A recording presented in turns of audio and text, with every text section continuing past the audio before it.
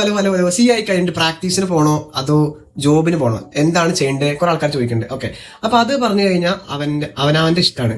Okay, നമുക്ക് പെട്ടെന്ന് പൈസ ഉണ്ടാക്കണം എന്ന് വെച്ചാൽ മാസം ഒരു 1 lakh അല്ലെങ്കിൽ ഒരു 80,000. ഇപ്പോഴത്തെ ഒരു ആവറേജ് സാലറി 80,000 1 lakh ആണ് പെർ മന്ത് കിട്ടുന്നത്. അപ്പോൾ അത് പെട്ടെന്ന് കിട്ടണമെങ്കിൽ നമുക്ക് ജോബിന് പോകാൻ നല്ലത്. കാരണം ഫിനാൻഷ്യലി കുറച്ച് ബുദ്ധിമുട്ടാണ്, നമുക്ക് ഫേമിലുള്ള പൈസ ഇല്ല. അങ്ങനെ നോക്കുമ്പോൾ നമുക്ക് ജോബ് ചെയ്യാണ് നല്ലത്. ഇനി നമുക്ക് ഇപ്പൊ കുഴപ്പമൊന്നുമില്ല, ഇപ്പൊ ഫിനാൻഷ്യലി കുഴപ്പമൊന്നുമില്ല, കഷ്ടപ്പെടണം, നമുക്ക് ലോങ് ടൈം നമ്മളൊരു അടിപൊളി ഫേം, ഒരു നല്ലൊരു CA, നമുക്ക് നല്ല അടിപൊളി പ്രാക്ടീസ് ചെയ്യണം, അങ്ങനെ ചിന്തിക്കുന്നവരുണ്ടാവും. നമ്മള് പെട്ടെന്ന് സാലറി തരണ്ട എന്ന് വെച്ചാൽ പെട്ടെന്ന് ഫണ്ട് ആവശ്യമില്ല, കുറച്ച് ഇനീഷ്യലി കുറച്ച് സ്ട്രഗിൾ ചെയ്യേണ്ടി വരും ഫേം ഇടാണെങ്കിൽ. നമ്മള് കാരണം നമ്മുടെ റെന്റ് ഇപ്പൊ നമ്മൾ ഇനീഷ്യൽ കോസ്റ്റ് കുറച്ച് വരും, ഒരു 5 to 10 ഒക്കെ വരുന്നുണ്ടാവല്ലോ. എനിക്ക് അതിനെക്കുറിച്ച് കൃത്യമായി അറിയില്ല, അത് പല സ്ഥലങ്ങളനുസരിച്ചായിരിക്കും. അപ്പോൾ അതനുസരിച്ച് നമ്മൾ ഇനീഷ്യലി കുറച്ച് ഫണ്ട് വേണ്ടി വരും. അതേപോലെ വർക്കിംഗ് ക്യാപിറ്റൽ മാസം ഒരു മിനിമം 50,000 വേണ്ടേ, റെന്റ്, ഇലക്ട്രിസിറ്റി, അങ്ങനെ നമ്മുടെ സ്റ്റാഫിന് സാലറി, അങ്ങനെ എന്തായാലും അത്ര വേണ്ടി വരും. അപ്പോൾ അതൊക്കെ നമുക്ക് ഇപ്പൊ തന്നെ എടുക്കാൻ കഴിയില്ല. ചില ആൾക്കാർ CA പാസ് ആയി ഒറ്റ ഈ ഫണ്ടൊന്നും കിട്ടുന്നുണ്ടാവില്ല, കാരണം അവർക്ക് എവിടെ ഫണ്ട് ഉണ്ടാവില്ല. അങ്ങനത്തെ ആൾക്കാർക്ക് ജോബിന് പോയി കുറച്ച് ഫണ്ട് ഉണ്ടാക്കിയിട്ട് പിന്നെ മെല്ലെ വന്ന് ഫേം ഇടാം.